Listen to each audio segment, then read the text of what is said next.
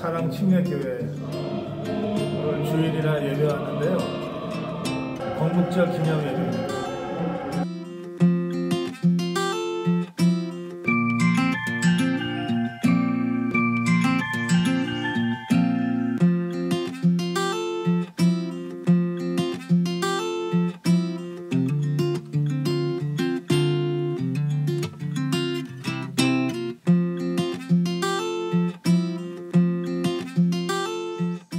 네, 안녕하세요. 제가 7살 때 부산에서 국민학교 다닐 때 이 주일학교라는 데를 다녔거든요. 그 사탕의 유혹에 못 이겨가지고 그 후로 제가 뭐 강의한다고 여기저기 불려는 다녔지만 처음부터 우리 목사님이 주재하시는 예배를 이렇게 하기는 한 50년 만인 것 같습니다. 오늘 지난달에 이어서 지난달 이승만 건국 대통령 이승만에 이어서 오늘 근대화 대통령 박정희 이런 제목으로 제가 여러분과 앞으로 대화를 할 텐데, 이 대화가 그냥 잠깐 이승만 박정희를 기리는 그런 대화가 아니고, 이 못난 우리들이 물러서서 지금 거의 다 씻겨져 버린 그 건국 대통령 이승만, 근대화 대통령 박정희라는 이름을 정말 금강석에 다시 새기는 그런 새로운 출발점이 됐으면 좋겠다, 이런 마음으로 이제 여러분과 대화를 시작하겠습니다. 제가 오늘 강의를 준비하면서 여러 생각을 하게 됐는데요. 우선 박정희 대통령의 역사적 공과를 연대기식으로 나열하는 것은 안 하려고 합니다. 그건 여러분들이 자료를 조금만 찾아보셔도 되고, 또 적어도 여러분과 같은 우리 자유우파 국민들한테는 상식적으로 다 아는 얘기들이 될 거기 때문에 그런 얘기를 다시 되풀이할 필요는 없겠다고 생각합니다. 제가 박정희라는 인물에 관심을 갖고 처음에는 매우 비판적으로, 그리고 나이가 조금 들어가면서는 정말 박정희라는 인간을 내재적으로 이해하려고 해왔던 게 한 40년 넘는 것 같습니다. 제 석사 논문이 유신체제의 성립과 붕괴 과정에 관한 연구거든요. 그러니까 제가 24살, 25살 때 박정희 체제, 유신체제를 제 석사 논문의 주제로 잡았던 거죠. 그 석사 논문은 당시에 아주 잘 쓰여졌다고 호평을 받아가지고 바로 상업 출간이 됐습니다. 참으로 창피하게도. 그러니까 어쨌든 저는 한 40년간을 박정희라는 인물을 계속 안고 살아왔던 거죠. 오늘 제가 여러분들께 드릴 말씀은 그 40년간의 박정희에 대한 저의 생각을 그냥 편안하게 여러분한테 한번 생각해 보십사 제가 화두를 던지는 그런 식으로 진행하겠습니다. 그래서 앞으로 한 40분 동안은 제가 여러분께 화두를 던지고, 잠깐 쉰 다음에 다시 한 40분 정도는 이제 여러분들이 저한테 던지는 질문, 의견에 대해서 제가 조금 제 생각을 말씀드리는 그런 순서로 진행하겠습니다. 어느 인간이나 그렇듯이 역사적 인물에 대해서는 굉장히 다양한 측면의 주장과 논란이 있을 수밖에 없어요. 역사가 그렇게 간단한 게 아니기 때문에 그렇습니다. 그래서 역사를 주도적으로 살아낸 인물에 대한 평가 또한 굉장히 다층적이고 다면적일 수밖에 없어요. 그런데 그런 많은 논란에도 불구하고 저나 여러분들과 같은 우리 자유우파 국민들은 박정희의 그 위대한 역사적 성취에 대해서는 다들 공감이 있습니다. 그럼에도 불구하고 여전히 뒷골을 당기는 부분이 몇 부분 있어요. 세 부분으로 제가 말씀드릴게요. 첫째,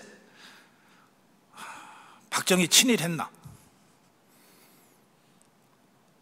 만주 군관학교 나오고 일본 육사 나오고 관동군 장교로 복무한 거는 역사적 사실인데 그럼 이걸 친일이 아니면 뭐로 설명할 건가? 이 문제 있습니다.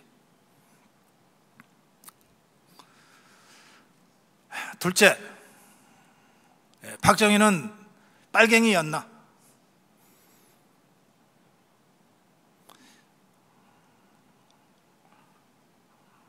이 문제도 우리가 피해갈 수 없는 문제입니다. 1949년에 당시 국방군 간 방첩대에 잡혀서 사형 선고받습니다. 남로당 비밀당원으로 활동했다는 혐의로 사형 선고를 받습니다. 당시 박정희와 함께 만주 군관학교를 지내고 또 국방경비대 참군 작업을 했던 선배 동료들이 박정희의 뛰어난 군 지휘관으로서의 역량을 높이 평가해서 구명운동을 벌였어요. 그래서 간신히 살아났어요. 그러면 과연 박정희는 빨갱이였나 아니었나?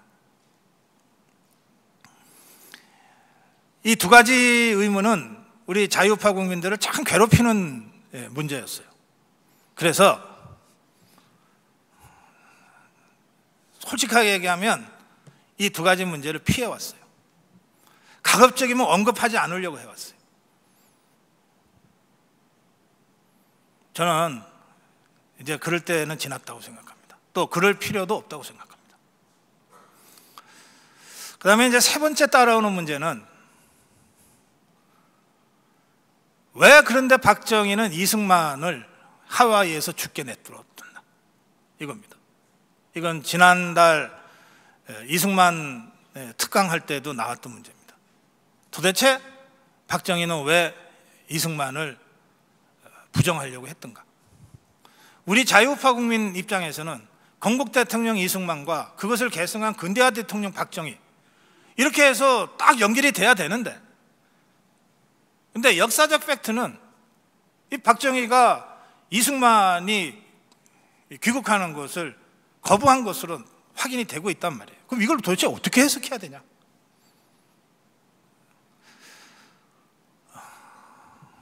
저도 이 세 가지 대목에 대해서 그동안 고민이 참 많았어요. 설명을 하긴 해야 되겠는데 그것도 우리 국민들이 다 이해하고 고개를 끄덕끄덕할 정도로는 설명을 해야 되겠는데 이걸 어떻게 설명해야 되지?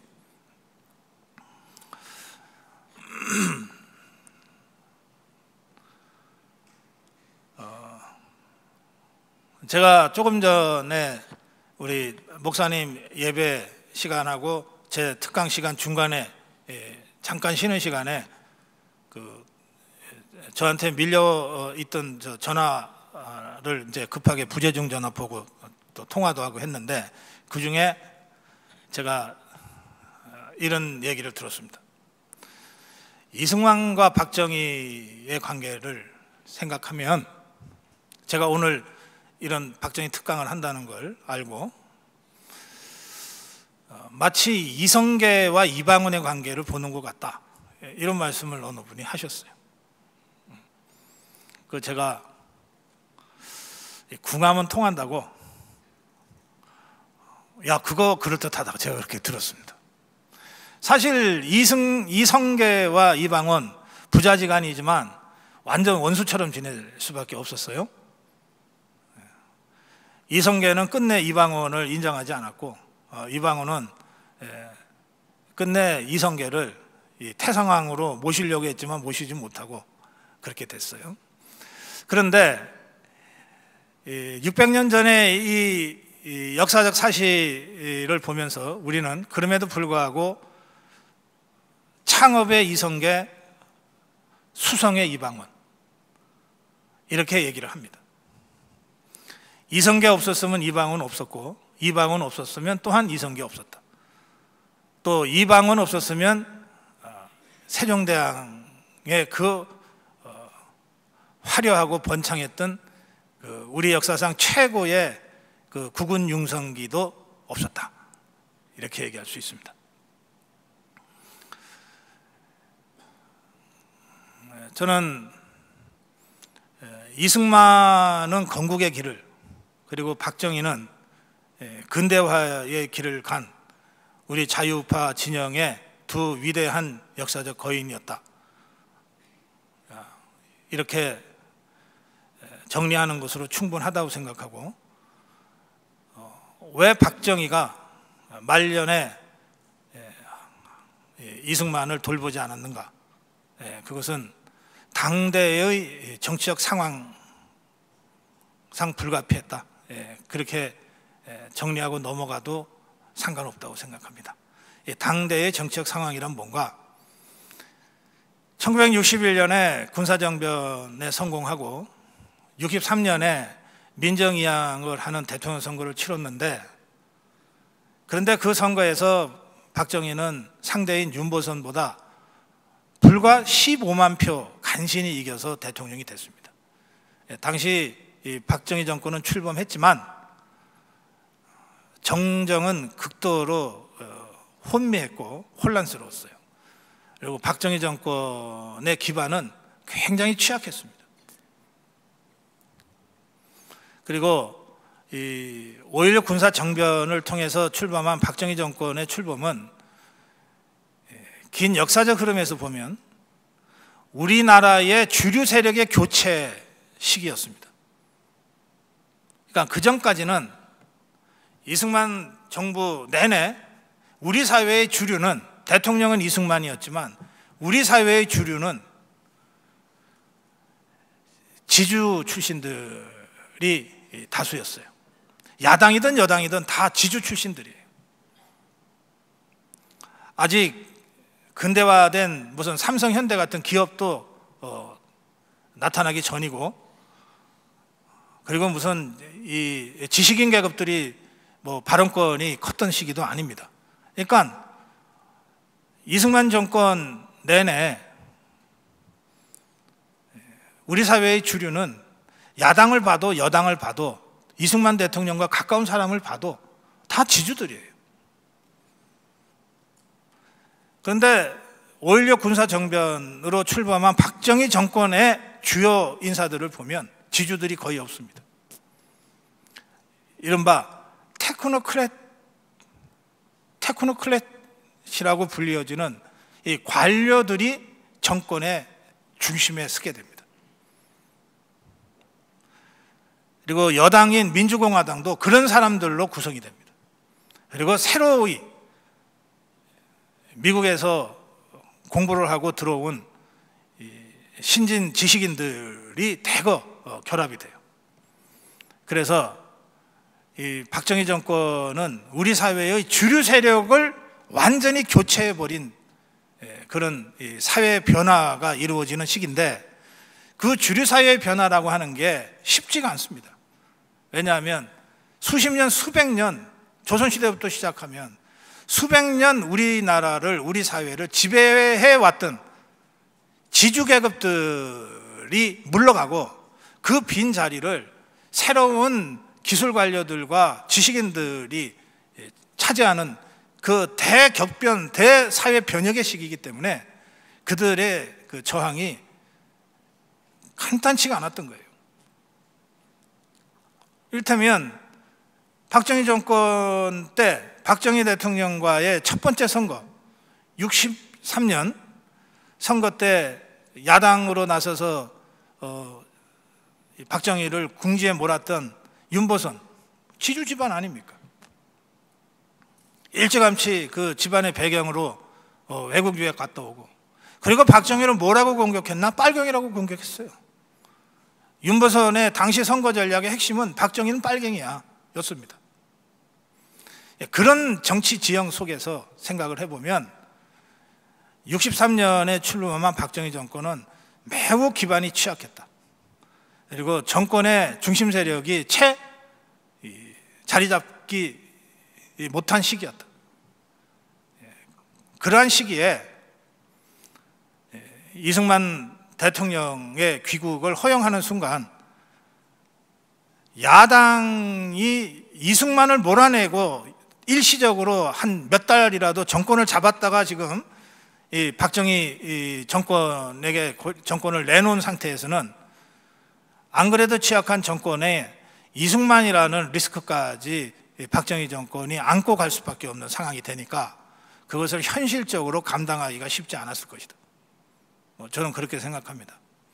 그래서 이 문제와 관련해서는 당시 1963년의 선거 그 이후에 이루어진 1년의 박정희 대통령 1차 재임 기간 그 기간 동안의 그 불안한 정정과 정권 기반의 취약함 이런 것들을 종합적으로 고려하면 박정희가 이승만을 미워하거나 싫어하거나 시기 질투해서가 아니라 정권 차원에서는 이승만이라는 리스크를 떠안기가 아마 거의 불가능했을 것이다. 그렇게 저는 생각합니다. 그래서 이 문제는 논쟁으로까지 가져갈 문제는 아닌 것 같다. 우리가 당시 정황을 정확하게 이해만 한다면 그렇다. 이렇게 말씀드립니다. 그런데 앞에 두 가지 문제는 좀 더 심각하죠. 박정희는 친일파였나, 또 박정희는 빨갱이였나, 이 문제요.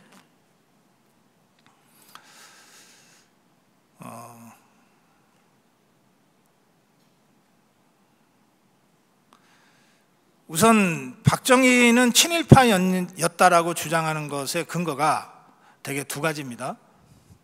하나는 이름을 바꿨다는 거예요. 다카아키 마사오로 창씨 개명했다. 저 이거는 좀 말도 안 되는 웃기는 논리라고 생각해요. 창씨 개명했다는 사실만으로 친일파라고 몰면 당시 우리나라 백성들의 99%가 다 친일파가 될 수밖에 없는 거죠. 창씨 개명 안 한 사람이 거의 없다시피 했거든요. 공문서에 조선인 이름으로 등록을 안 해줬으니까. 그래서 김대중이도 창씨 개명하고 다 창씨 개명했던 거거든요. 일제를 살았던 대부분의 사람들이. 그래서 창씨 개명만으로 자꾸 종북 주사파들이 박정희라는 이름 대신에 다카키 마사오니 어쩌니 저쩌니 하면서 이 일제시대가 실제로 어떤 상황이었는지를 잘 모르는 우리 MZ세대들한테 그 사람은 자기 이름도 버린 사람이야 이런 식으로 선동에 들어가려고 일부러 그렇게 하는데 저는 그거는 그렇게 크게 걱정할 필요 없다. 당시 99%가 다 창씨 개명을 했으니까. 그리고 그것은 식민지를 살아낸 식민지 국민으로서는 개인적으로 그걸 거부하고 자시고할 수 있는 그런 상황이 아니었다. 이렇게 저는 생각합니다. 그런데 좀 더 심각한 것은 왜 근데 그가 만주군관학교를 거쳐서 일본 육사를 거쳐서 관동군 장교가 됐는가? 이때 관동군이라고 하는 것의 주 목적이 독립군 터불이었는데 그럼 결국은 박정희가 독립군을 때려잡은 사람 아니냐 이런 얘기죠. 박정희가 1917년생입니다. 1937년 20살 되던 해에 문경초등학교 교사가 됩니다. 사범학교로 간 거죠. 자, 식민지 시대에 식민지 청년이 선택할 수 있는 직업이 뭐가 있었겠어요?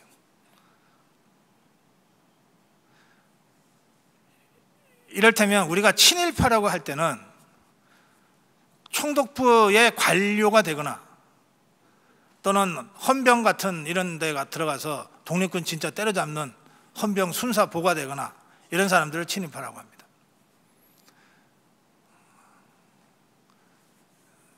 초등학교 교사도 일종의 공직이긴 한데 지금도 초등학교 공립학교는 대통령이 임명장 주잖아요.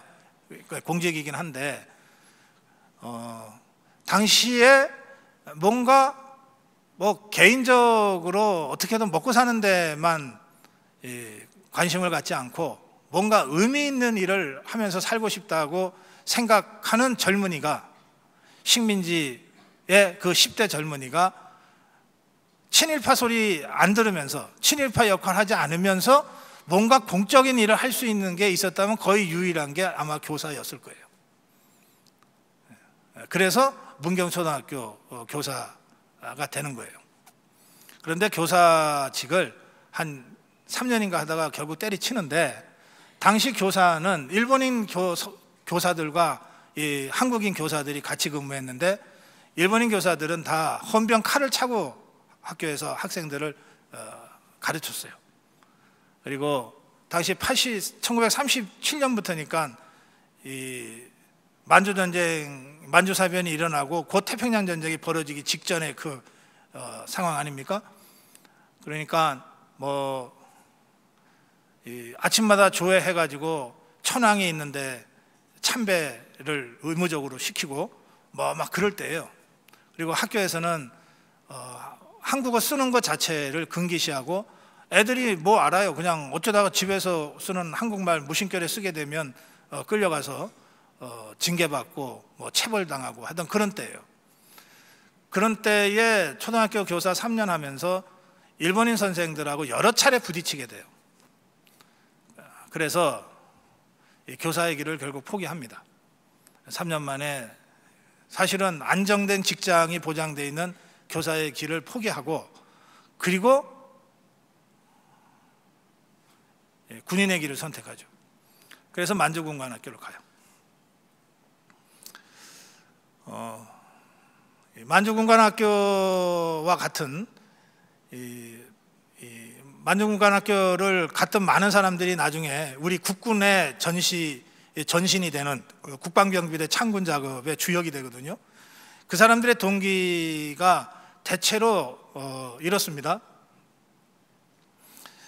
나는 만주군관학교 가가지고 독립군 때려잡겠다, 이렇게 그 동기를 갖고 간 사람은 하나도 없어요.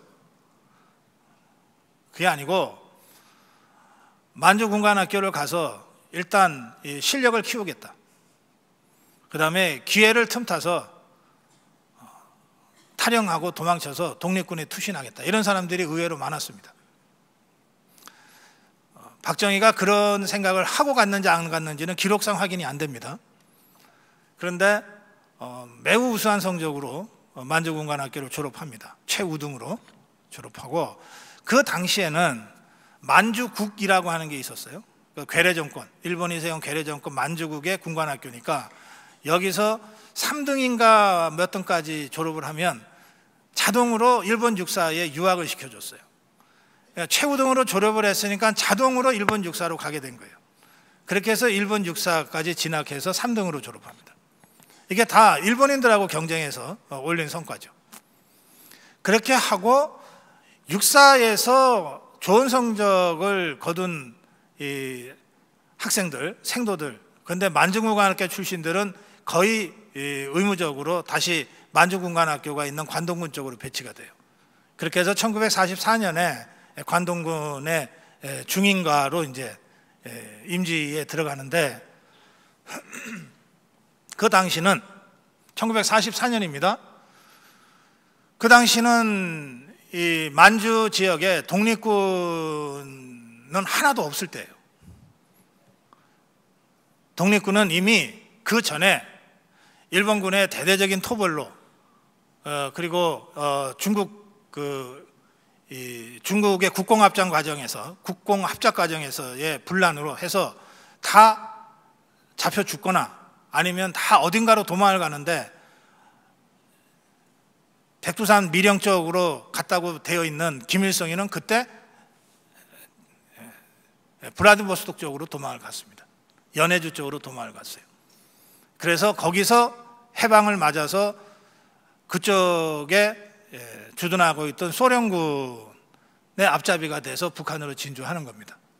그러니까 이 1944년에 이 만주 지역은 독립군도 하나도 없었고, 독립전쟁, 독립투쟁이라고 하는 것도 하나도 없었고, 따라서 관동군이 때려잡아야 될 독립운동가들도 없었던 때입니다. 그래서 실제로 작전 기록이 없어요. 종북주사파가 백선엽 장군을 친일파라고 몰면서 관동군 이 근무 경험을 얘기하는데, 실제로 백선엽 장군도 독립군을 때려잡기 위한 무슨 작전을 했다는 기록이 일본군 기록에 하나도 남아있지 않아요. 그래서 어떤 경위를 거쳐서 관동군에 갔는지까지는 좀 더 자료를 들여다봐야 되겠지만, 관동군에 부임한 이후에 박정희도 백선엽도 독립군을 때려잡기 위한 작전에 투입된 적은 없다 이겁니다. 그러다가 해방이 됐어요. 그러니까 일본군에서 육성된 우수한 군 인재들이니까 자연스럽게 국방경비대 창설에 뛰어들게 되는 것이고, 그래서 국군의 지금의 국군을 키우는 출발점에 백선엽 장군도 박정희 장군도 있었던 거죠. 그래서 역사적 팩트가 이러한데 이걸 가지고 다카키 마사오니 관동군의 장교로 근무했니 하면서 박정희 대통령을 계속해서 친일파로 공격해 왔고 지금도 그렇게 하고 있어요. 이 종북 주사파들이 이 부분 관련해서는 역사적 팩트가 이러하다, 이렇게 우리가 당당하게 대응해야 된다고 생각합니다. 이게 사실은 제가 설명드린 게 뭐 어려운 것도 아니고 별 것도 아니잖아요.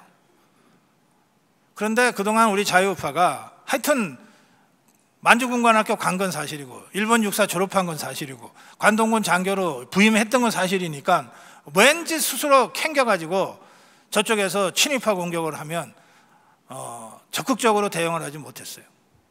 자꾸 피하려고 그러고 그럴 이유가 없다, 그렇게 생각합니다. 이제 두 번째 조금 더 어려운 문제가 이 빨갱이였냐 이 문제인데요. 저는 박정희가 한때 빨갱이였다고 생각합니다.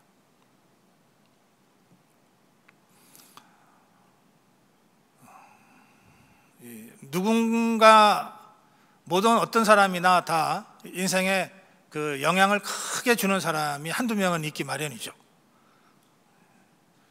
혹시 여러분 여기 지금 우리 소년들도 있는데 청소년들도 이 청소년들한테는 우리 정동수 목사님이 큰 영향을 줬거나 뭐 저 같은 사람이 큰 영향을 줄 수도 있죠. 누군가 한두 사람이 있는 게 좋아요. 아니에요? 나는 절대 아니야. 예. 박정희, 소년 박정희에게 큰 영향을 준 것, 평생에 걸쳐 큰 영향을 준 사람은 셋째 형인 박상희라는 인물입니다. 박정희가 이제 5남 2녀, 7남매의 막내로 태어났어요. 그리고 박상희는 셋째 형이었습니다.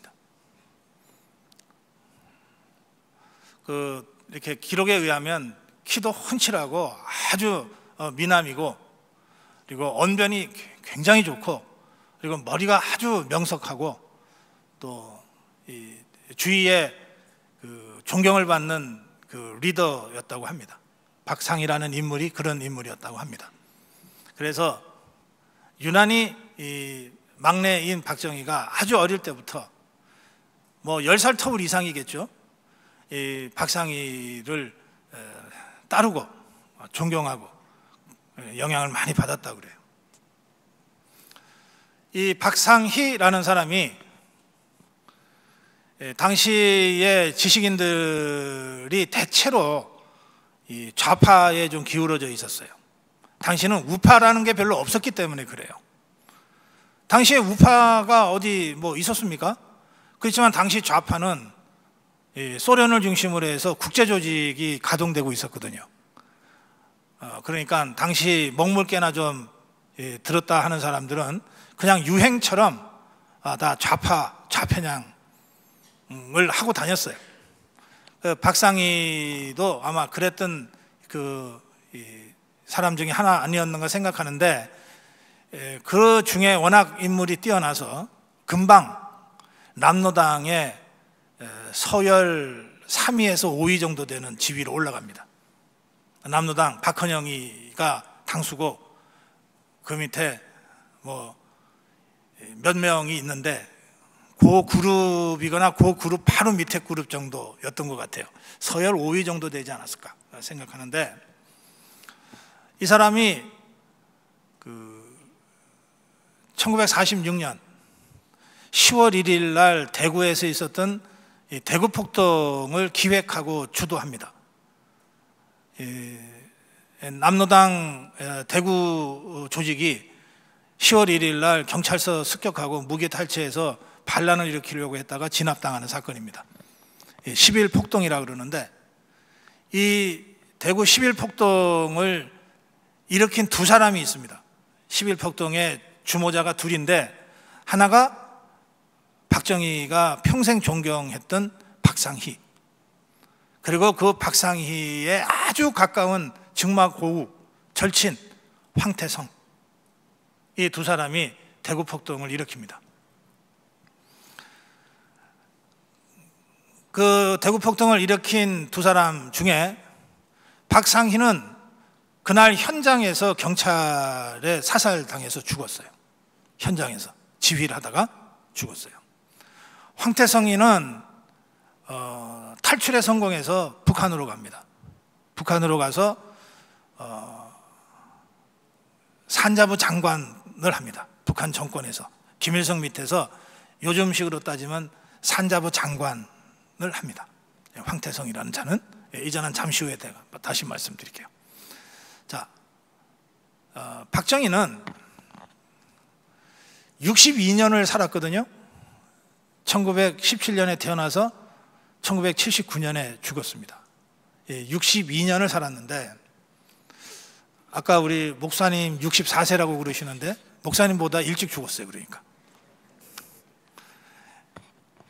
그리고 대통령과 그 군사정변을 해서 최고위의 의장을 했던 기간까지 다 합치면 1961년부터 1979년까지 최고 권력자로 있었잖아요. 그건 18년이에요.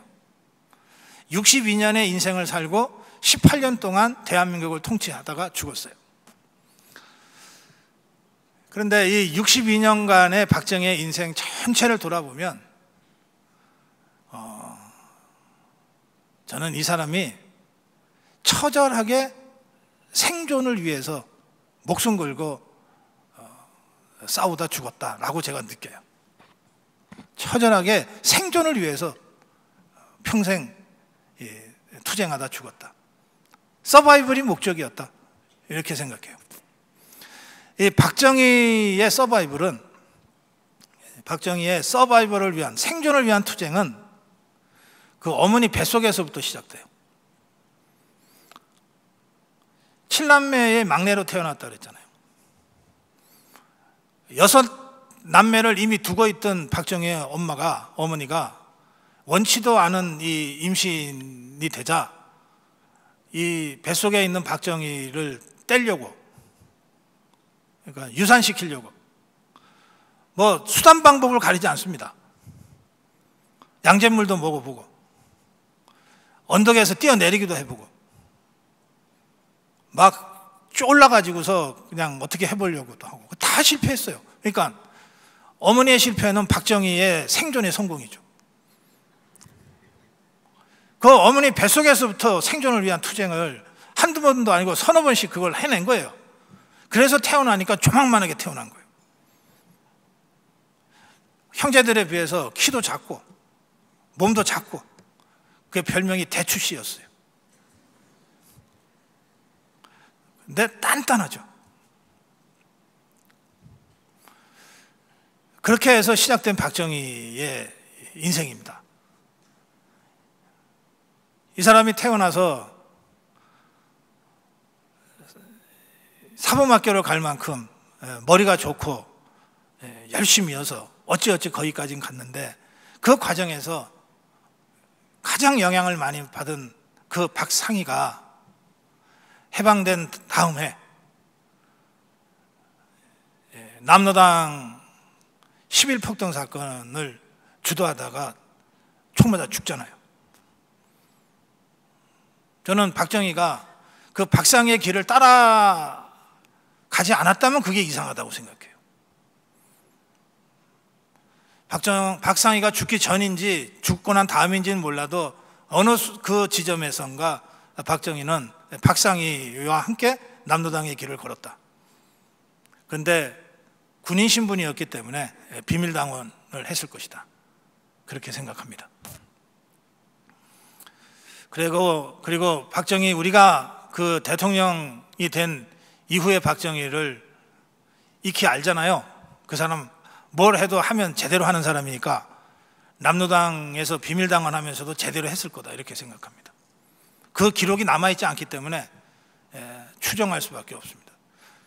지금까지는 여수 순천 반란 사건의 배후였다 이렇게 알려져 있는데 그렇지 않았다는 주장도 있습니다. 그건 별로 중요하지 않아요. 여수 순천 반란 사건도 남로당이 일으킨 수많은 폭동과 반란 사건의 하나였을 것이고 군이 관련된 거라면 박정희가 어떤 형태로든 역할을 했을 겁니다.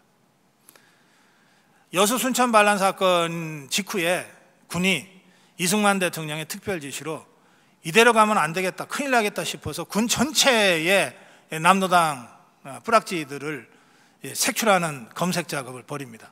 거기에 박정희가 걸려들었어요. 그래서 김창룡 특무대에 의해서 체포돼서 사형 선고를 받습니다. 사형 선고를 받은 것은 그만큼 박정희의 남로당 비밀당원으로서의 활동이 비중이 컸다는 뜻이에요. 그것을 김창룡 특무대장을 비롯해서 백선엽 장군, 정희령 장군, 정도영 장군 이런 사람들이 당시에 군의 실세들이 다 박정희와 만주군관학교에서 같이 동문수학을 했거나 했던 사람들이죠. 이 사람들이 그 사람이 지은 죄는 무거우나 그 사람이 가진 능력이 너무 출중해서 나라를 위해서 목숨까지는 뺏지 않았으면 좋겠습니다 라고 탄원을 올려요. 그래서 살아납니다. 살아나는데 이 살아나는 과정에서 어떤 기록에 의하면 박정희가 남로당 비밀당원으로서 자기가 관리하고 있었던 같은 남로당 비밀당원들의 명단을 수사기관에 넘겼다 이런 기록도 있습니다.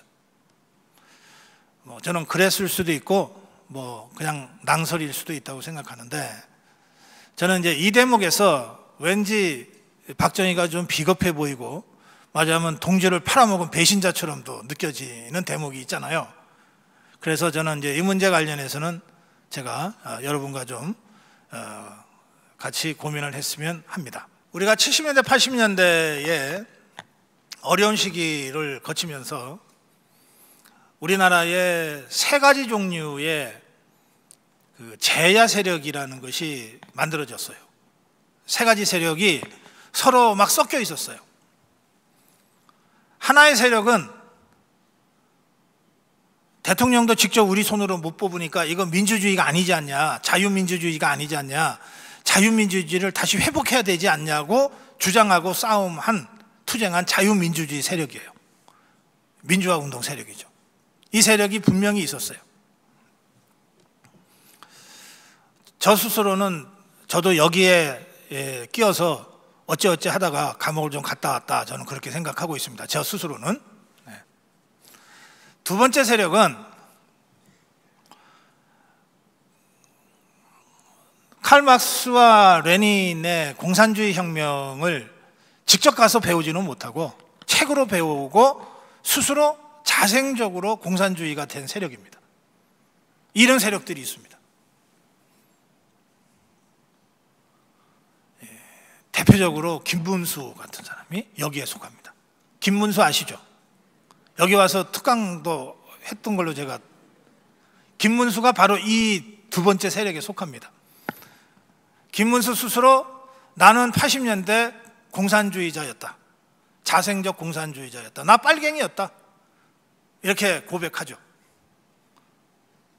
그런데 이 사람이 얘기하기를, 그런데 소련이 무너지고 동구사회주의가 무너지는 걸 보면서 내가 수십 년간 믿어왔던 내 신념이 뿌리부터 흔들리기 시작했다. 몇 년간의 엄청난 사상적 고뇌와 혼돈을 거쳐서 마침내 나는 공산주의를 버리고 자유민주주의자가 됐다. 이렇게 김문수 스스로 얘기를 합니다. 그러니까 이게 두 번째 부류예요. 세 번째 부류는 1940년대 박헌영 계열로 이승만 대통령과 투쟁하다가 지고 나서 게릴라가 돼서 지리산에서 게릴라 운동도 하다가 6.25를 일으키고, 그리고 그 김일성과 손잡고 뭐 어떻게 좀 해보려고 하다가 다 뿔뿔이 뜯겨서 북으로 도망가고, 그리고 남아있는 잔존 세력들이 뭔가 좀 더 해보려고 하면서 간첩단 사건들이 계속 터지는데, 인혁당, 통역당 뭐 이런 사건들 해서 난민전까지 그렇게 터진 다음에, 그 다음에 이제는 더 이상 그걸로는 안 돼 그러고서 잠복해 있다가 1985년, 86년경에 이번에는 남한에 있던 그런 종북주사파가 아니라 북한의 대남 공작 부서에 의해서 직접 지시받고 지령받는 종북주사파가 나타나기 시작합니다.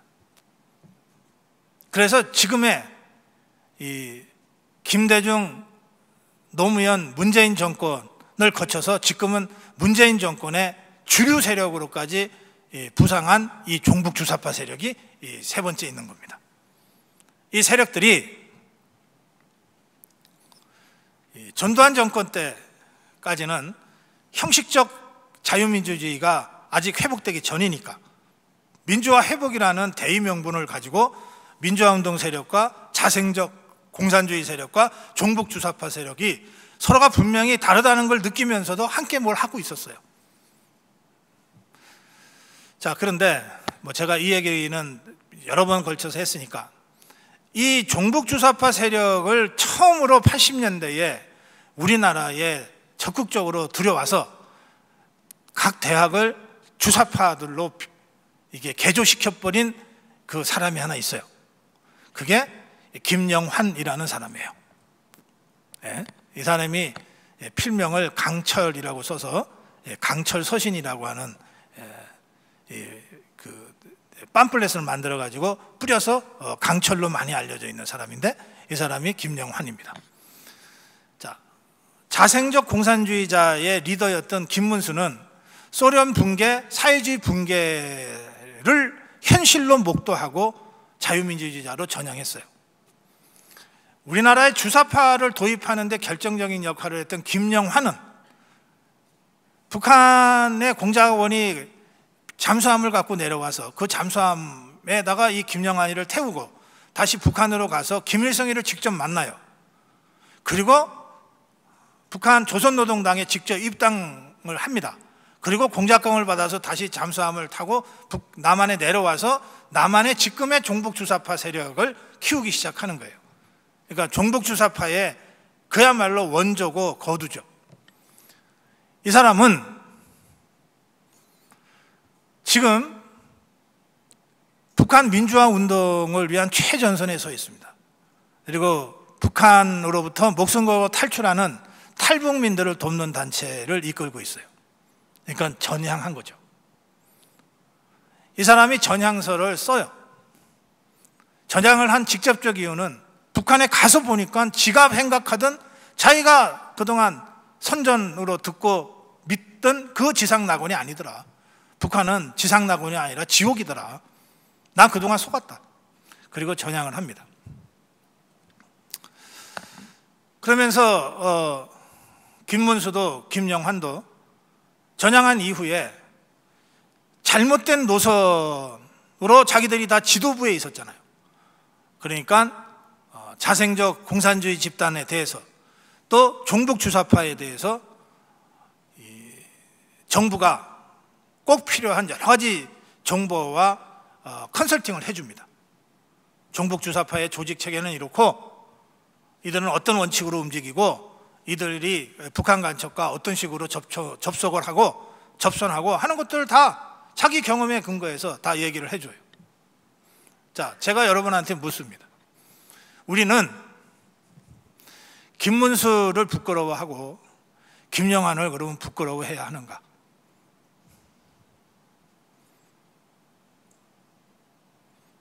자기 동지에게 해가 되는 행동을 했다고, 예전에 동지들에게 해가 되는 행동을 했다고 김영환을 창피스럽게 생각하고 김문수를 부끄러워해서 이들이 지금 자유파의 지도적인 역할을 하고 있는 것에 대해서 우리가 그걸 부정하고 거부해야 되는가? 아니면 이들이야말로 잘못된 이념 속에서 걸어왔던 자신들의 인생과 자신들의 노선을 솔직하고 정직하게 반성하고 그리고 새로운 길로 나선 돌아온 탕자로 우리가 따뜻하게 맞아줘야 되는가?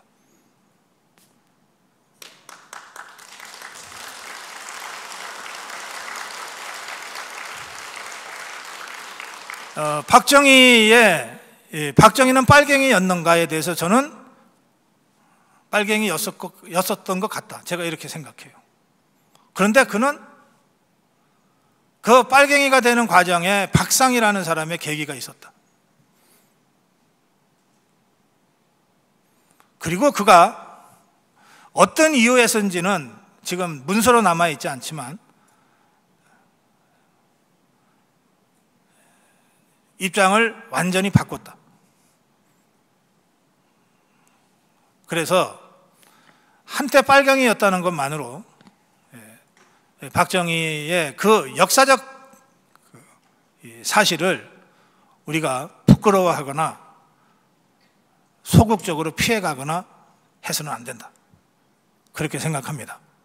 박정희가 어떤 동기로 한때 남로당 비밀당원이었는지, 그런데 그가 또 어떤 계기로 잘못된 노선을 버리고 이 자유민주주의 진영으로 전향해서 이후에 18년간에 걸친 그 위대한 업적을 쌓게 됐는지를 그 자체만으로 인정하고 평가해야 된다. 그렇게 생각합니다. 그래서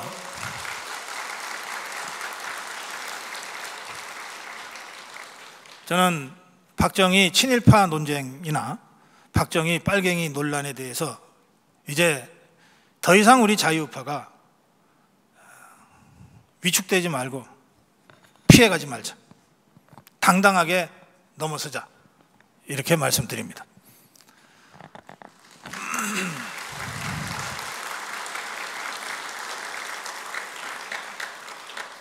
아까 제가 박상희 얘기하면서 황태성 얘기했죠. 김일성이는 실제로는 수류탄도 한번 제대로 못 던져본 잔데 솔방울로 던졌다니까. 그런데 이 잔대가리는 엄청 발달되어 있었던 자예요. 권력투쟁과 잔대가리. 이 자가 지금의 3대 세습을 구축하는 과정은 아주 처절할 정도의 좌파 청산 투쟁을 통했어요. 김일성이가 정권 잡는 과정을 보면 연안파 숙청, 소련파 숙청, 남로당파 숙청, 무슨파 숙청, 숙청의 역사예요. 그렇게 해서 권자를 안착시키는데 이 음흉하고 간교한 이자가 1961년 5월 16일 남한에서 군사정변이 일어났는데 그 지도자가 박정희라는 사실을 듣자마자 자기 밑에서 장관하고 있던 황태성이를 부릅니다. 불러서 너 내려가서 박정희를 포섭해라. 그래서 황태성이, 장관하고 있던 황태성이가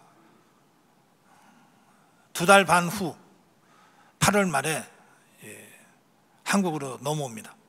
간첩으로 넘어와요. 넘어와서 박상희의 부인을 접촉합니다. 그야말로 막역한 절친인 박상희의 그 부인을 찾아가요. 밤에. 나 황태성입니다. 서로 평소에 잘 알던 사이였겠죠. 그래서 박정희를 만나러 왔다. 김일성의 특별 지시로 내가 박정희를 직접 만나러 왔다고 얘기합니다. 박정희를 만나게 해달라. 가장 존경하는 형인 박상희의 미망인을 찾아가서 그렇게 얘기해요. 이 부인이 신고를 해요. 황태성을. 그래서 잡히는데 이게 간첩 신고하듯이 신고한 건 아니고 거의 자수하는 수준으로 가서 신고를 하는데 그건 왜 그랬냐면 황태성이가 대담한 거죠. 내가 상희의 친구야. 정의 걔 내가 어릴 때부터 봐왔어. 내가 내려왔다 그러는데 정의 걔가 나를 안 만나? 내가 숨어서 만날 이유 없어. 나는 김일성의 특명을 받고 남북 협상을 해서 통일시키려고 박정희를 만나러 온 거야. 나는 특사로 내려온 거야. 하고 경찰에다가 그렇게 주장을 해요. 그리고 자기 신분을 다 밝혀요. 그래서 보고가 됩니다. 박정희가 알게 됐어요.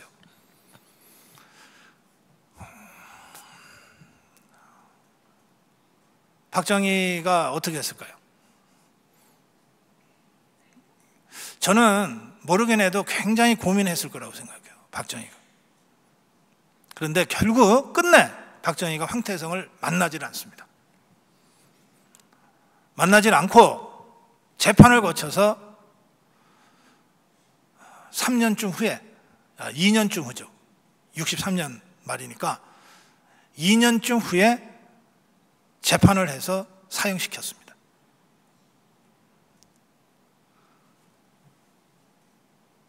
자기가 가장 존경하던 박상희는 경찰총에 맞아 죽고 그와 가장 절친이었던 황태성이가 북한의 김일성의 특명을 받았다 그러면서 내려와서 만나자 그러는데 끝내 만나지 않고 사형시켰어요. 당시에 박정희가 군사장변을 일으켰을 때 가장 놀랐던 나라는 미국입니다. 그리고 속으로 환영했던 나라는 아마도 소련이나 북한이었을 겁니다. 이 남로당 비밀당원이었던 걸 아니까 가장 겁이 나고 놀랐던 건 미국이죠. 그러니까 그래서 미국이 미 대사와 미 주한미 사령관 측의 첫 번째 보고와 국무부의 지시는 뭐냐? 박정희가 도대체 어떤 자냐? 좌익 경력이 있다는데 빨갱이냐 아니냐 확인해라. 이거였어요. 그러니까 박정희가 만약에 그때 김일성이가 내려보낸 황태성이를 그냥 자기 형의 친구라는 그 사적인 이해를 생각하고 한 번이라도 만났다면 미국의 의심을 떨쳐버리기가 쉽지 않았을 거예요. 그러니까 제가 처음에 뭐라고 그랬습니까? 박정희는 어머니 뱃속에서부터 생존을 위해 투쟁했다. 그리고 일제시대 때 그리고 해방 후 남로당 비밀당원으로 그리고 군사정변에 성공한 후에도 북한의 이런 반관계와 각종 공작 그것이 안 되니까 직접 박정희를 제거하기 위해서 암살단을 2번, 3번 내려보내는 거예요. 그래서 박정희의 62년 인생은 그야말로 생존을 위한 처절한 투쟁이었다. 그렇게 저는 생각합니다. 그 생존을 위한 처절한 투쟁을 해나가는 과정에서 박정희가 일관되게 견제했던 것이 3가지 있습니다.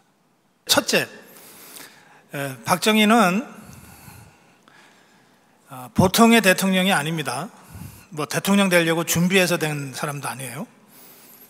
그러니까 박정희라는 인물을 볼 때 우리가 흔히 얘기하는 프레지던시, 대통령학이라는 틀을 가지고 접근하면 잘 안 맞는 대목이 많습니다. 그러니까 저는 이렇게 생각해요. 박정희는 전략가였다.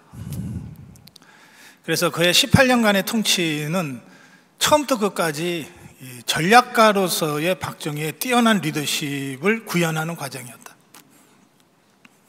이 전략이라고 하는 건 말이 쉽지 오랜 기간 훈련되고 쌓여지지 않으면 잘 발휘 안 되는 겁니다.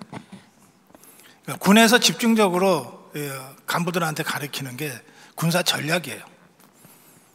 작전은 어떻게 짜고 그 작전을 구현할 최적의 수단은 뭐고 그것을 뒷받침할 보급은 어떻게 해야 되고 이 좌파들도 이 소수파로서 기존의 질서 자유민주주의 체제를 전복시켜야 되기 때문에 전략을 열심히 가르칩니다.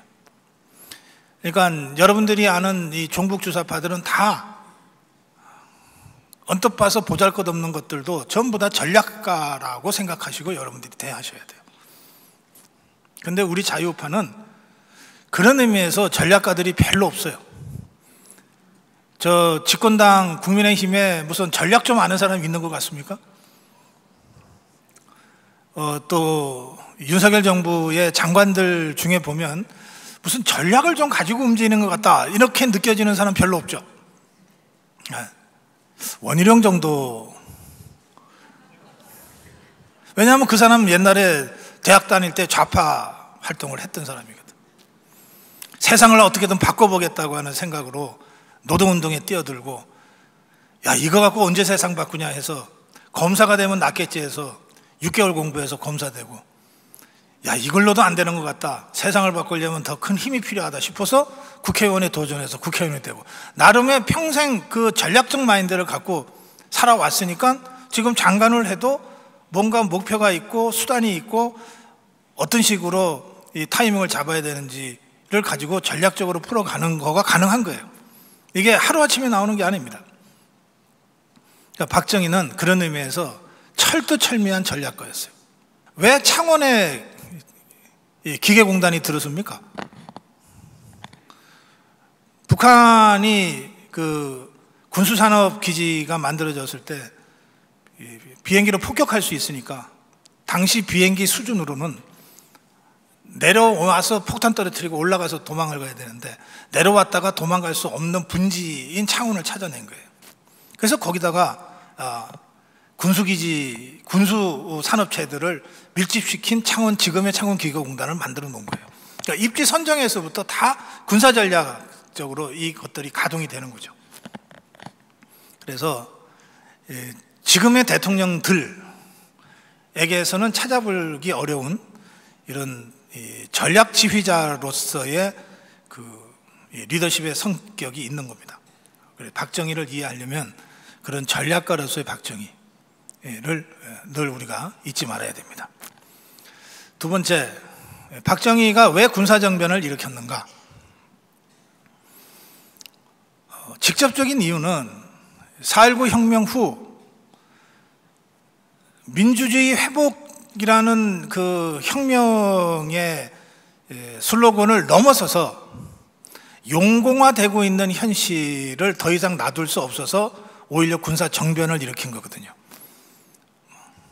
가자 판문점으로 오라, 뭐 서로가 만나서 통일하자, 막 이런 구호를 초등학생 애들까지 막 떠들고 다닐 정도로 이념적으로 굉장히 그 혼란스러운 상황이 계속되니까, 그리고 6.25 전쟁 때 다 일소된 것으로 생각했던 이 좌파들이 이 4.19 혁명으로 인해서 일시적으로 자유민주주의 체제가 붕괴되자, 헌정 중단 사태가 터지자 그 틈을 비집고 들어서 용공적인 주장들이 여기저기서 막 속출하게 되니까 이대로 놔뒀다가는 김일성이한테 먹히겠다, 그 생각 때문에 군이 움직이게 된 거거든요. 그리고 가장 전략적으로 뛰어난 지휘위력을 갖고 있는 박정희를 옹립한 거거든요. 그래서 박정희뿐 아니라 5.16 군사정변의 주도 세력의 첫 번째 목표는 공산화 저지입니다. 이게 5.16 군사혁명의 제1호 우리는 반공주의를 천명한다, 이렇게 나타나는 겁니다. 그러니까 박정희는 권력을 잡고 18년 동안 김일성과 투쟁하다가 죽은 거예요. 단 한 번도 이 김일성과 투쟁이라고 하는 생각을 머릿속에서 지운 적이 없는 사람이에요. 경제건설도, 고속도로 건설도, 뭐 각종 산업단지 건설도, 또는 뭐 원자력 개발까지도 다 김일성과의 체제 경쟁에서 죽느냐 먹히느냐, 먹느냐 먹히느냐, 그거 하는 그 목숨을 건 투쟁의 과정이었다고 우리가 이해를 해야 됩니다. 그래서 나중에 그 후대들에 의해서 비판을 많이 받는 그 유신 체제의 등장도 이 김일성 체제와의 체제 경쟁이라는 관점에서 해석을 해야 될 부분들이 있습니다. 김일성이가 그 전까지는 그냥 공산주의 아류였어요. 공산주의 아류였다가 중국과 소련의 국경 분쟁을 거치면서 야 이거 이쪽 저쪽 잘못 가다가는 지도새도 모르게 없어지겠다 죽겠다 싶어서 자주노선을 표방하게 되고 60년대 후반에 그리고 그 자주노선을 하나의 체제 이념으로 만들어서 낸 것이 주체사상입니다. 그리고 그 주체사상을 만드는 과정에 김정일이가 중요한 역할을 해요. 그래서 김정일이가 후계자가 되는 건데 그 주체사상을 공식화한 시점이 1970년, 71년이에요.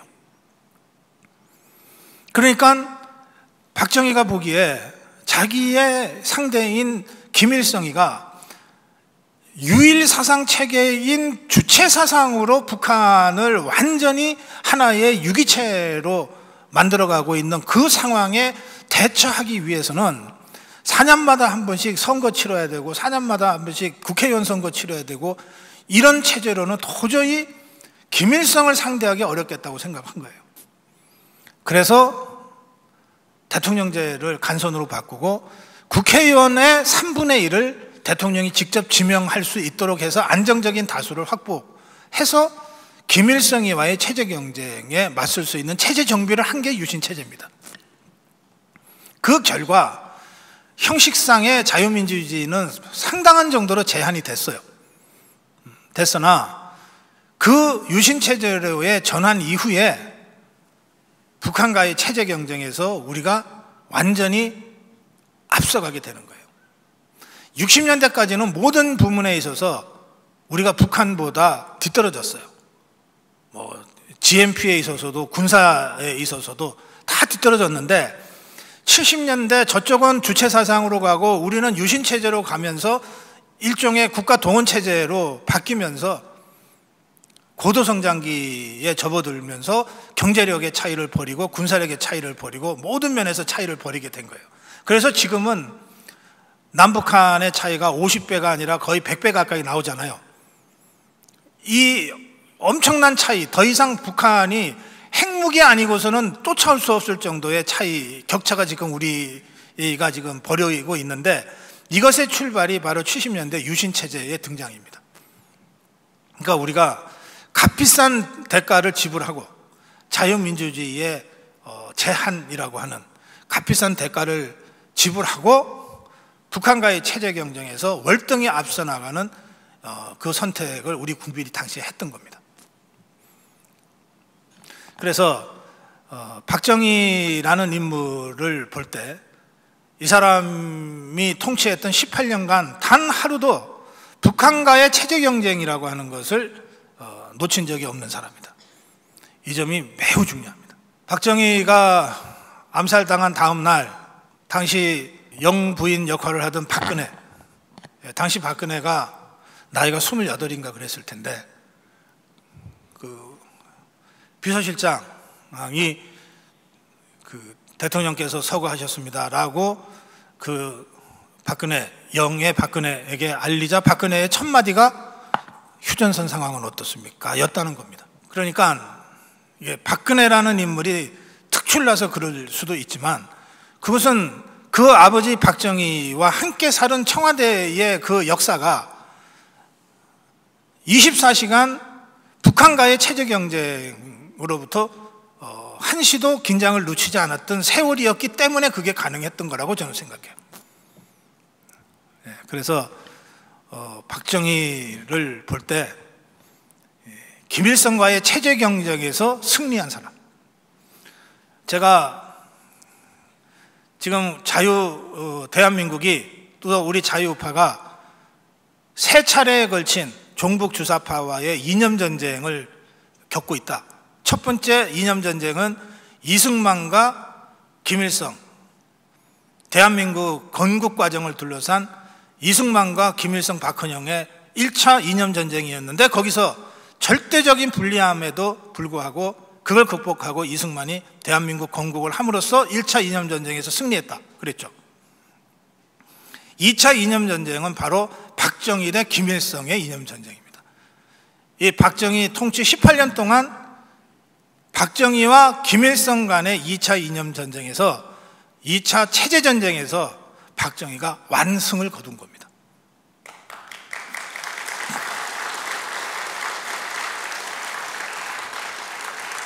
지금 우리는 그렇게 해서 다 끝난 줄 알았던 그 종북주사파가 좀비처럼 살아남아가지고 다시 우리 사회를 진지전 전략을 가지고 파고들어서 박근혜를 감옥에 보내고 권력을 탈취하고 했던 그 상황 속에서 벌어지고 있는 제3차 이념전쟁을 지금 우리가 치르고 있는 겁니다. 그래서 윤석열 정부의 등장은 박근혜 정권의 몰락으로 완전히 기선을 제압한 상태에서 벌어진 제3차 이념전쟁에서 1차 우리가 잃어버린 고지 하나를 회복한 그런 전투의 승리고, 내년 총선은 우리가 잃어버린 고지 하나를 또 회복해야 되는 그런 또 다른 두 번째 전투를 우리가 지금 앞두고 있는 거죠. 그리고 2027년의 대선은 그 종북주사파와의 마지막 3차전의 최종적 승리를 확정짓는 그런 대선으로 우리가 만들어 가야 된다. 이것이 이제 제가 생각하는 이후의 정치 일정의 성격입니다.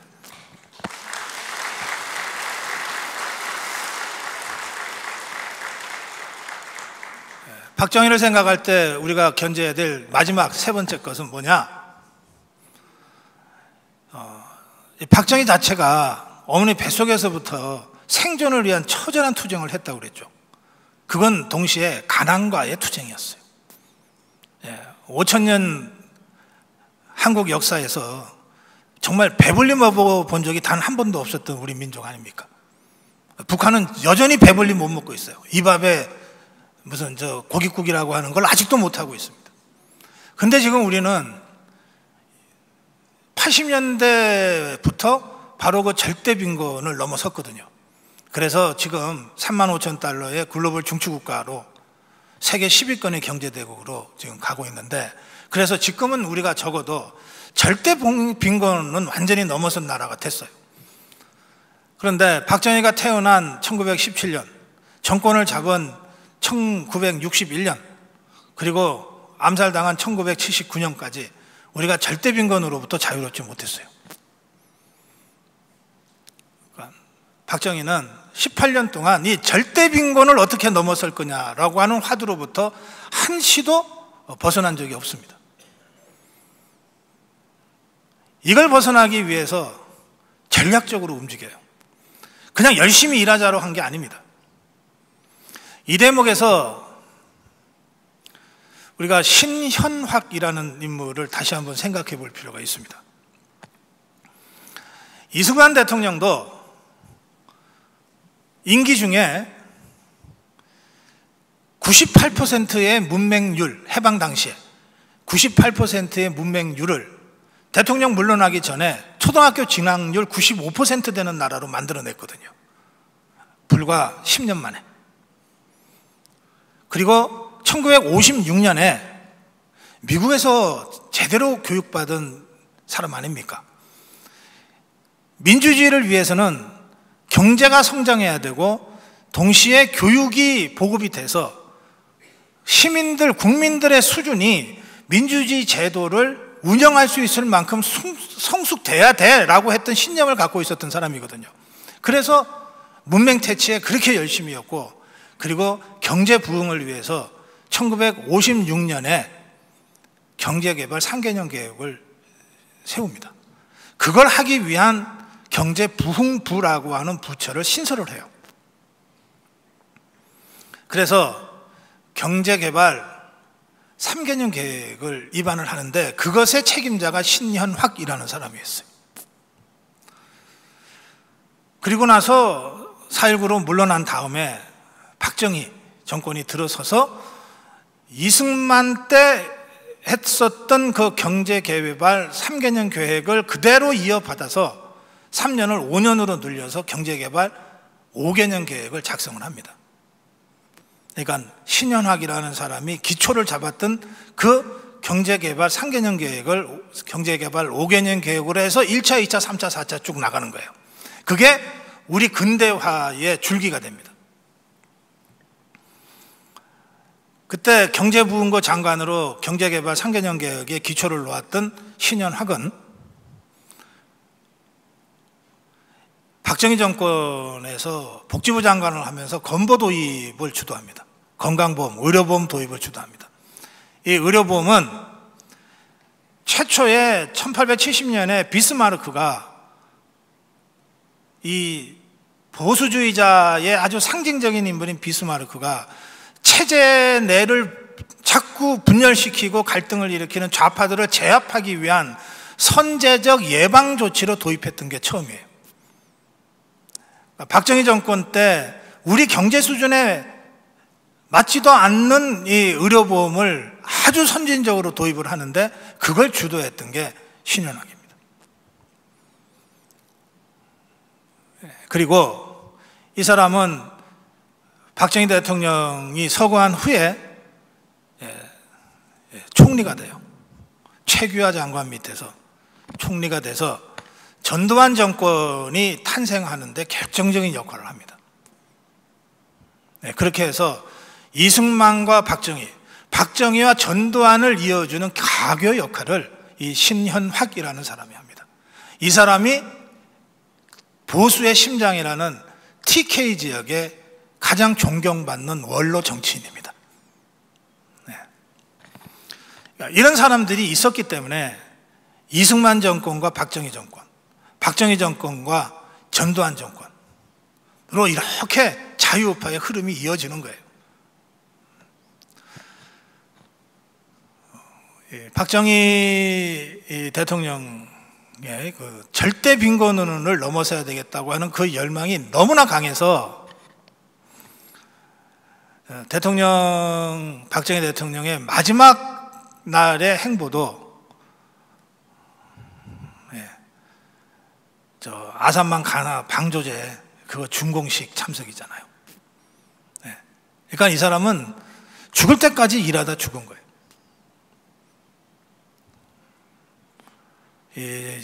정복 주사파들이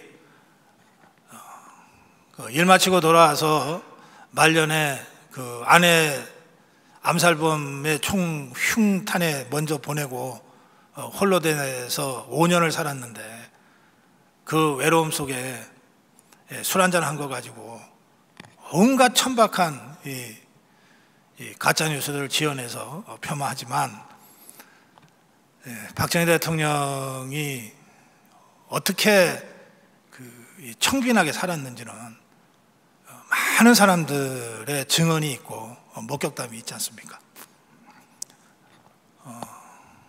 유경수 여사가 문세강의 흉탄에 맞아서 이제 지금은 서울 국립현대미술관으로 바뀐 경복궁 옆에 있는 국군 수도병원 거기로 이제 모셔졌는데 늘 한복을 입고 있었으니까 유경수 여사가 그날도 특히 광복절 행사였으니까 한복을 입고 갔다가 이제 저격을 당했는데 그래서 급하게 처치하기 위해서 그 한복 단을 가위로 자르고 이렇게 할 수밖에 없었는데 그때 그 입었던 네이 그 속옷이 바늘로 꿈에서 입었던 것을 간호사가 현장에서 보고 그냥 통곡을 했다는 거 아니에요?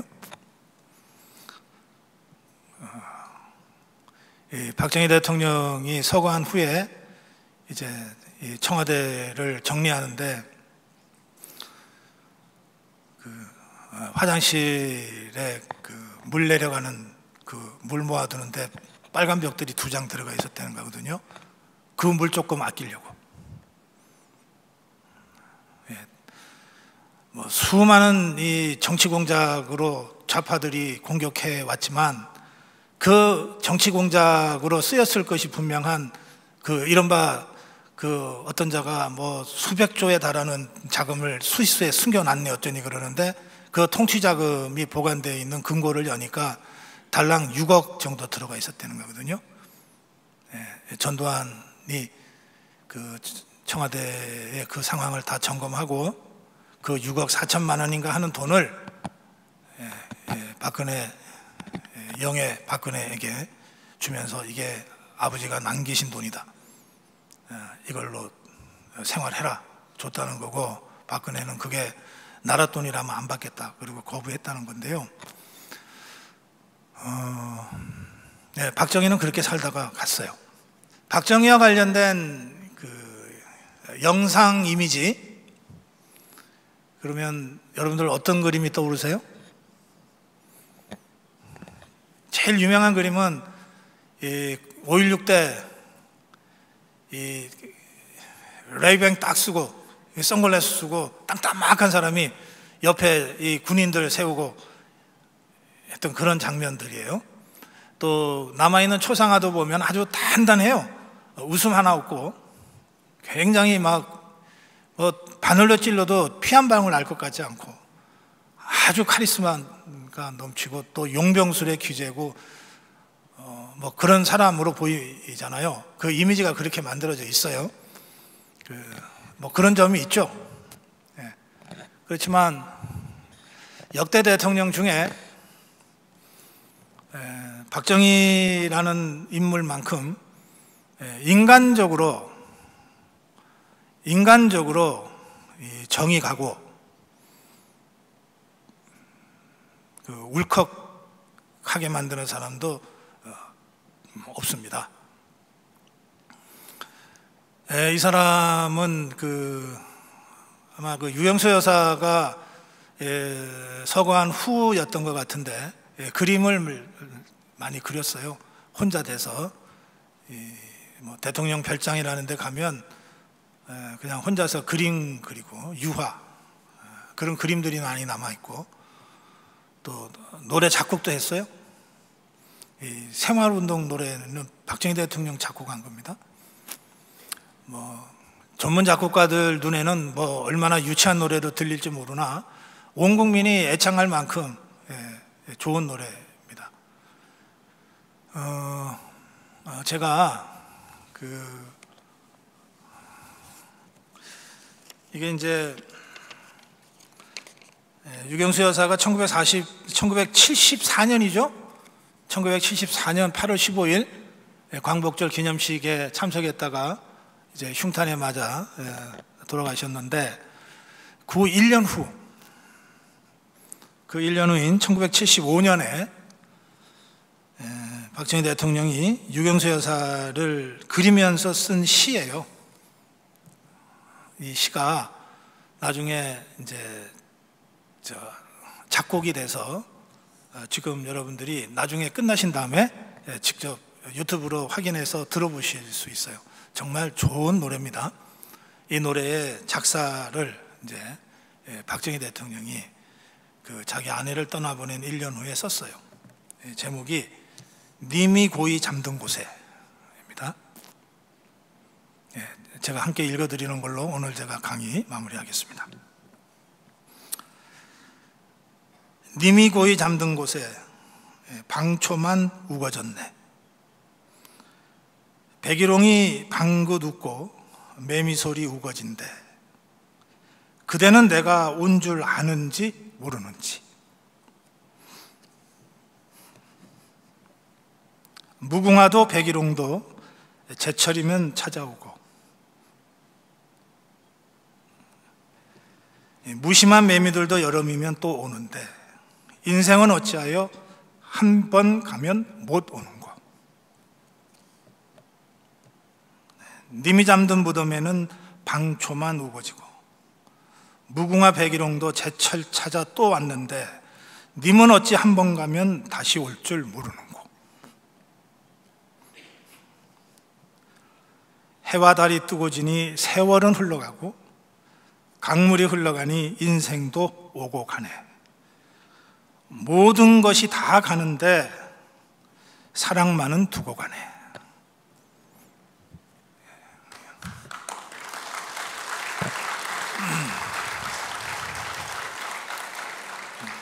저는요, 자기 대신 유탄에 맞아 죽은 자기 아내를 위해서 1년 후에 이런 시를 쓰는 사람을 나쁜 사람이라고 할 수 없다. 그가 어떤 일을 했든 그렇게 생각합니다. 제 강의는 일단 여기서 마무리할게요.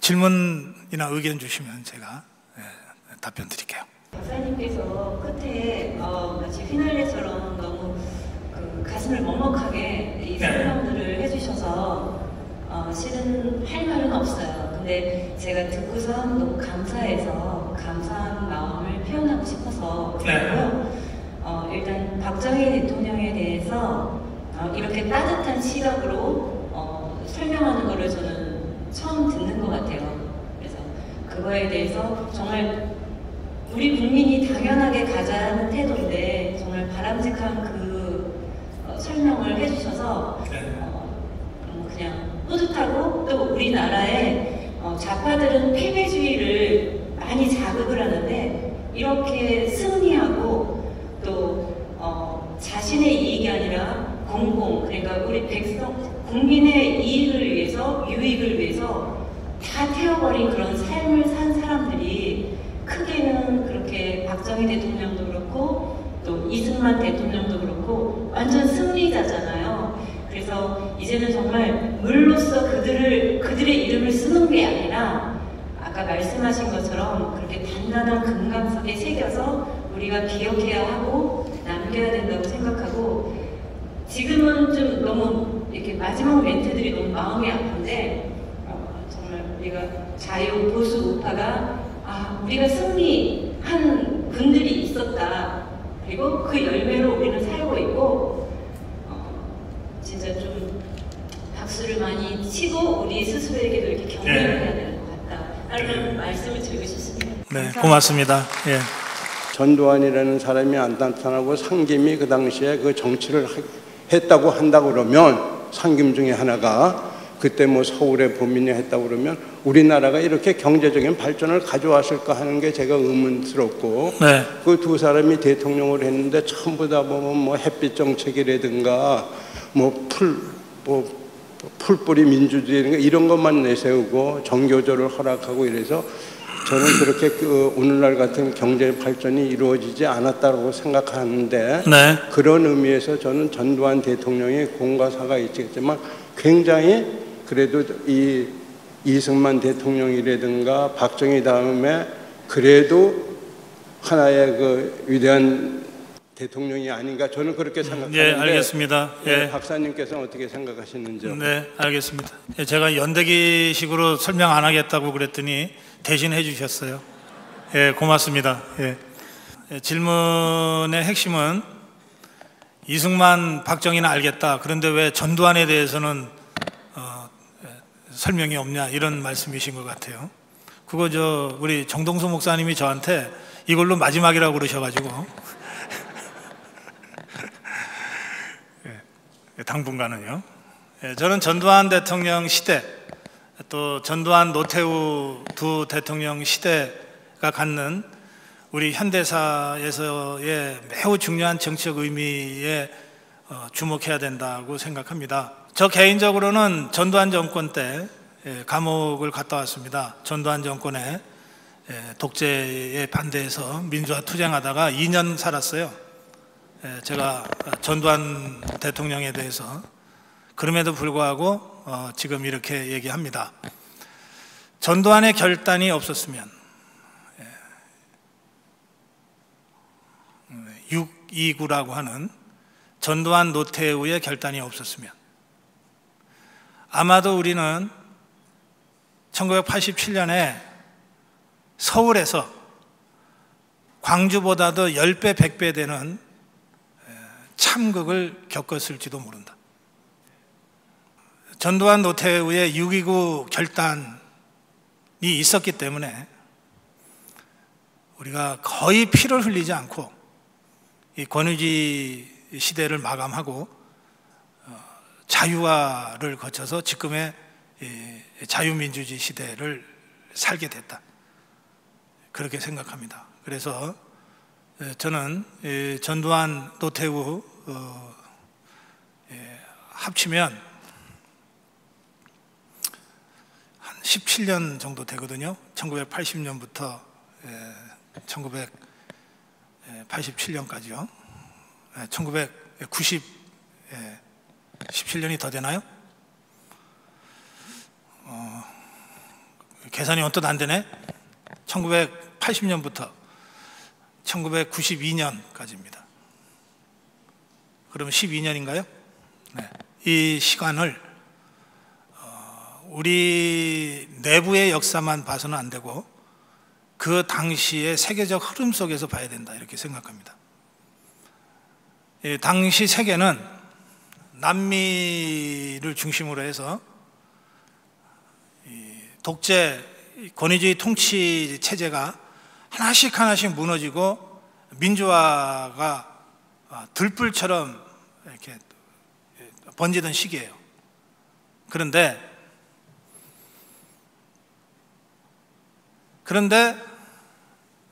이 민주화로 가다가 거의 대부분의 나라가 다시 예전의 독재나 권위주의 통치 시대로 다 복귀를 해버려요.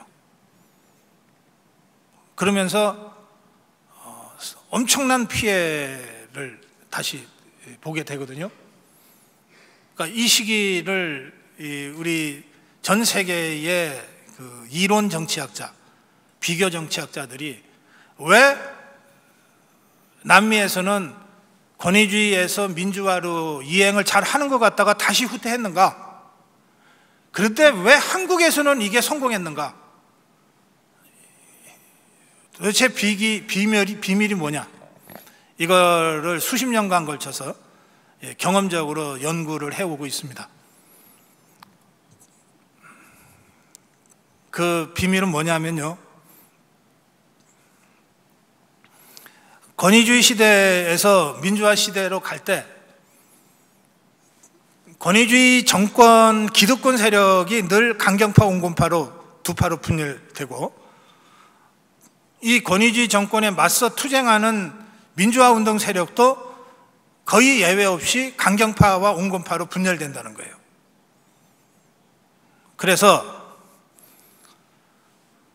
기득권 세력 중에서 온건파가 주도성을 잡고, 제야 민주화 운동 세력 중에서도 온건파가 주도권을 잡아서 권위주의 세력 중에 온건파와 민주화 운동 세력 중에 온건파가 손을 잡고 민주화로 이행을 하자고 하면 성공하는데, 그런데 저쪽에서 강경파가 득세하거나 제야 민주화 운동 세력 안에서 강경파가 득세를 해서 무슨 소리야, 타협은 뭐야, 끝까지 싸워야지, 왜 우리가 밀려, 탱크 갖고 나오면 되는데, 양쪽 다 강경파가 득세를 하는 순간 거꾸로 간다는 거예요. 그런데 기득권, 권위주의 세력 안에서 온건파가 주도권을 잡는 것도 쉽지 않고, 왜냐하면 모이면 큰 소리 치는 것들이 늘 이기잖아요.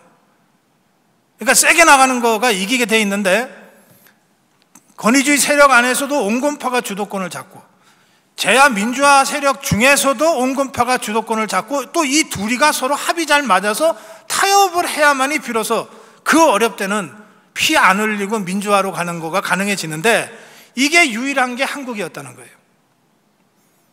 다른 데는 다 실패했다는 거예요. 어느 쪽이든 강경파가 큰 소리 치고 앞서가는 바람에. 그러면 87년에 무슨 일이 벌어졌냐? 권위주의 세력 안에서도, 그러니까 전두환, 노태우 세력 안에서도, 그 무슨 저것들 나와봤자 우리한테 맡겨주십시오, 우리 탱크 갖고 가서 확 밀어버리면 끝나요 라고 했던 강경파가 없었던 게 아니에요. 다 군대 준비까지 했어요. 그런데 야, 그렇게 하지 마, 그렇게 하면 안 돼, 우리가 또 한 번 그렇게 하면 북한이 가만 안 있어, 이거 정말 소탄대시라고 벼룩 잡다가 초가상간 다 태우는 수도 있어, 그렇게 하면 안 돼, 어렵지만 우리가 참고 양보해야 돼 라고 하는 온건파가 누구였냐? 놀랍게도 그게 전두환이었다는 거예요. 전두환이 그 최종적인 결정권을 행사한 거예요. 그리고 노태우를 설득한 거예요. 야, 이렇게 하자. 그렇게 해서 선거 치르자. 선거 치러도 우리가 이겨. 걱정하지 마. 너 필요하면 날 밟고라도 가. 그게 전두환의 위대함이에요.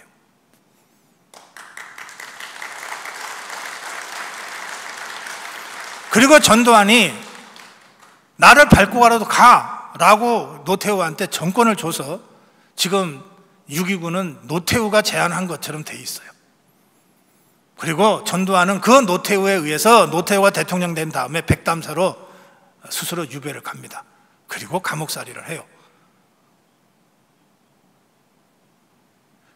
그리고 죽어서도 아직 유골이 자기가 원하는 곳에 묻히지도 못하고 그 연희동 집에서 묻혀질 날만 기다리고 있어요.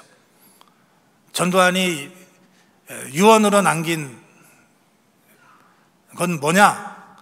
내가 죽어서도 북한 놈들 내가 못 데려오게 하고 싶다.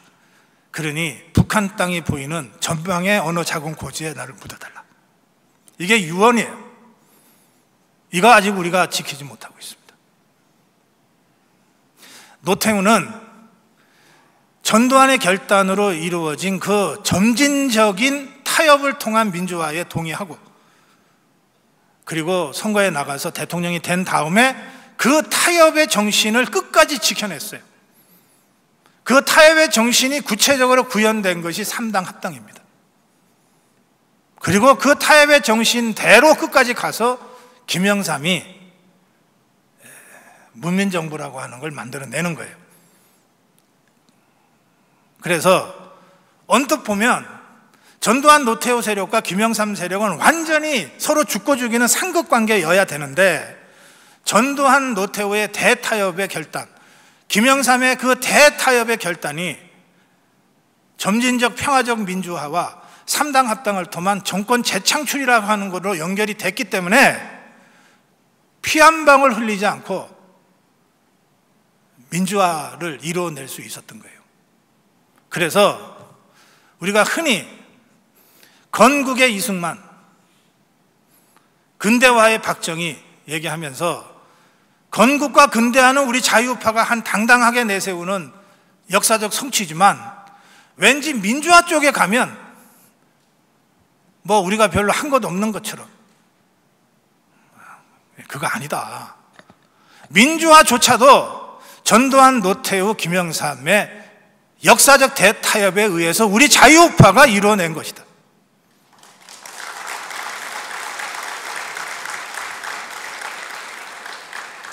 대한민국 건국과 대한민국의 민주화, 그래서 대한민국을 여기까지 만들어낸 것은 오로지 우리 자유파의 희생과 결단에 의한 것이다. 이렇게 제가 답변 드릴게요. 고맙습니다. 시간이 많이 돼서 다른 좋은 의견이나 답변은 다음 기회로 미루기로 하고 저 정동수 목사님께 마무리 한 말씀 부탁드리겠습니다. 예, 오늘 오후에 정말 또 명품 강의를 이렇게 이제 들을 수 있게 돼서 정말 감사하고 정말 많은 눈물이 나오는 그런 좋은 시간이었습니다. 구 박사님께서 우리에게 오셔서 정말 여러 가지 역사적인 그런 사실, 진실을 이렇게 들을 수 있는 이런 계기를 갖게 돼서 개인적으로도 굉장히 기쁘게 생각하고 또 다음번에 또 한번 모셔서 그러면 전두환, 노태우에 대해서 한번 또 해야 되겠네요. 고성국TV는 자유파의 유일 정론방송입니다. 고성국TV는 윤석열 정권을 지켜내고 2024년 총선을 승리로 이끄는데 모든 힘을 다 쏟아부을 것입니다. 고성국TV가 어떠한 외압에도 흔들리지 않고 오로지 자유파의 정론방송으로 나아갈 수 있도록 후원해 주십시오. 지금 바로 010-904-3010으로 전화 주십시오. 정론방송으로 보답하겠습니다. 감사합니다. 고성국TV 화이팅!